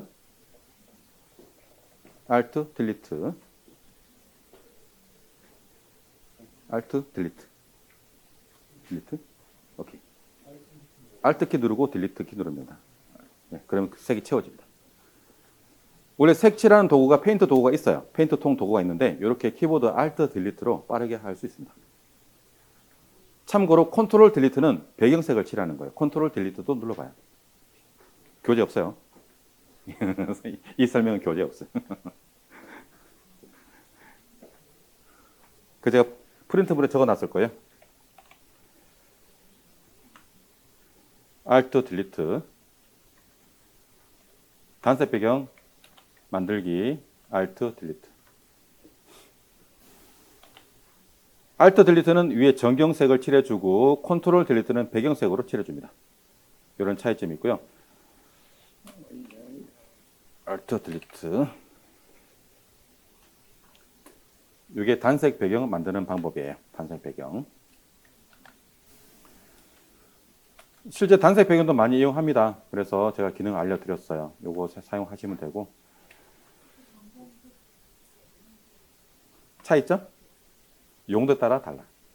이게 포토샵은 한 가지 용도로 만들어지지 않다 그랬죠. 우리는 이 전경색만 사용하면 되는데 배경색이 필요한 사람이 있어. 우리는 전경색만 쓰면 돼. 전경색만. 아마 기능 중에 또 배경색 칠해야 되는 기능이 설명될 수도 있어. 하다 보면.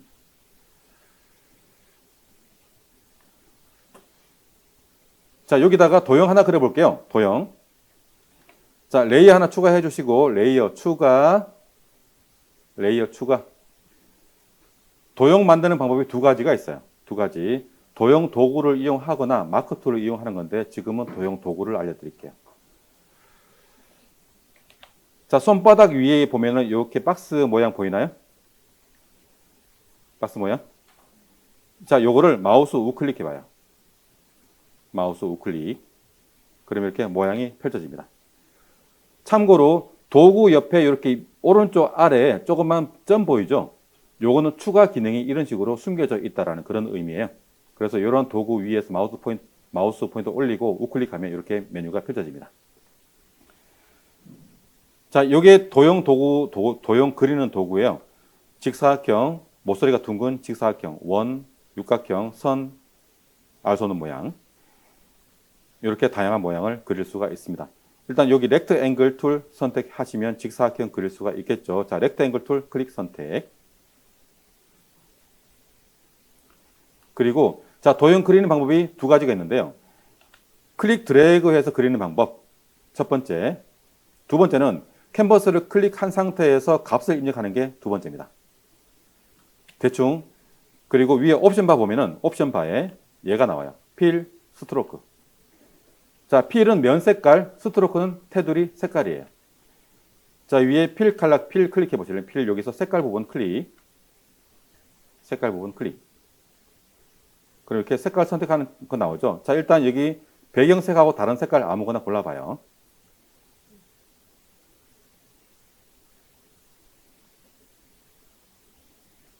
그리고 이쪽 클릭하거나 다른 거 클릭하면은 색깔 창은 사라집니다.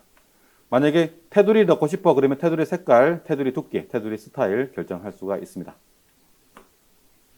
테두리 색깔.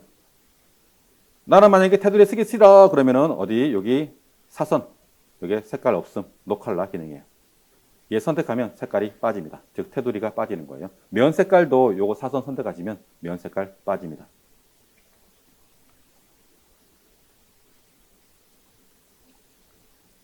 자, 면 색깔과 테두리 색깔 결정했으면은 캔버스를 클릭 드래그 하면 이렇게 선이 그려지죠? 딱 놓으면 도형이 딱 그려지고요. 클릭 드래그 하면 이렇게 선이 그려지면서 도형 그릴 수가 있어요.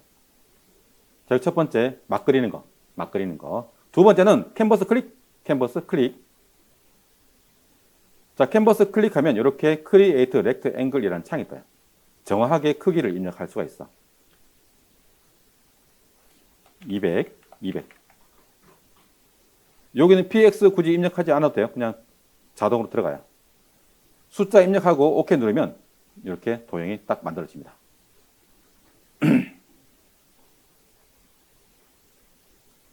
자, 도형 어느 정도 만들었으면 이동 도구 바꿔 놓으시고 레이어 창을 봐봐요. 난리 났어.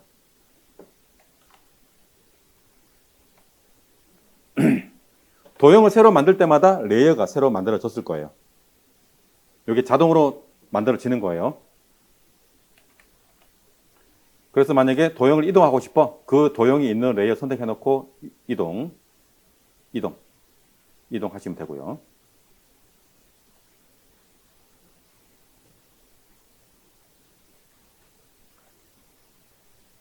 만약에 도형을 지우고 싶어? 그럼 도형을 지우는 게 아니죠. 레이어를 지우면 됩니다. 그 도형에 있는 레이어 선택, 키보드 딜리트 또는 레이어 패널 아래쪽에 휴지통 누르시면 지울 수 있어요. 자, 이렇게 도형 그리기까지 설명드렸습니다. 도형 그리기. 여기 가운데 정렬 하는 거는 제가 조금 전에 설명드렸으니까 요건 좀 설명드려야 되겠다. 요거는 내일 필요하니까. 자, 도형 한 개만, 도형 레이어 한 개만 선택해봐요. 한 개만. 아무거나 한 개, 도형 레이어 한 개만. 그리고 다른 도형은 앞에 눈 콕콕콕 찔러서 다 꺼버려요. 한 개만 앞에 눈 뜨게 해놓고 나머지는 다 눈 찔러서 꺼버려요. 한 개만 보이게. 자, 도형 레이어 선택해 놓으시고 얘를 캔버스 정중앙에 정렬해야 될 수가 있습니다. 내일 할 거예요. 내일. 자, 정중앙에 정렬하기 위해서 방법이 두 가지가 있어. 첫 번째, 이것도 교재 설명돼 있어요. 잠깐만. 시간상 생략. 도형 레이어와 백그라운드 레이어를 함께 선택해요. 컨트롤 키 누르고 백그라운드 클릭. 그 두 개의 레이어가 선택됐죠. 그러면 위에 정렬 도구에서 요거 두 개를 같이 눌러주면 캔버스 정중앙에 정렬돼요. 끝. 자, 요거 저장하기 위해서 지금 우리가 저장해 놓은 거는 첫 번째 것만 지금 저장이 돼 있어요. 그래서 포토샵을 끝내게 되면 저장할까요? 물어보거든요. 포토샵 종료하는 거는 위에 X 누르시거나 X 아니면 파일 눌러서 맨 밑에 엑시트 누르면 포토샵 종료할 수 있고요. 종료하면 이렇게 저장이 안 된 거는 저장할까요? 물어봐. 그냥 일단은 저장할 필요 없겠죠? 전부 다 노노해요. 노노노노노노노. 노노노노노.